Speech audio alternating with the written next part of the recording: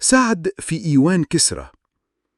سعد استمر يقود الفتوحات، ولما انتصر في موقعة المدائن دخل القصر الأبيض بتاع كسرى، وكان بيقرأ الآيات دي: كم تركوا من جنات وعيون وزروع ومقام كريم ونعمة كانوا فيها فاكهين كذلك وأورثناها قوما آخرين.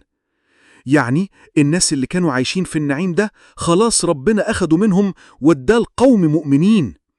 وسعد بعت كنوز كسرى لسيدنا عمر بن الخطاب، وسقطت المدائن وبدأ انهيار دولة الفرس. وفاة سعد ابن أبي وقاص.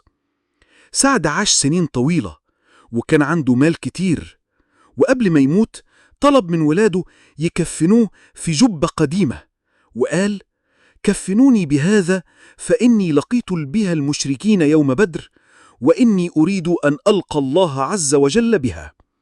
وكمان قال لابنه: ومما يبكيك يا بني إن الله لا يعذبني بهذا وإني من أهل الجنة. ومات سعد رضي الله عنه سنة 55 هجري، وكان آخر واحد من المهاجرين اللي توفى، ودفنوه في البقيع. ودي كانت قصة بطلنا النهاردة، سعد ابن أبي وقاص رضي الله عنه، اللي عاش مؤمن شجاع مجاهد ومات وهو من المبشرين بالجنة.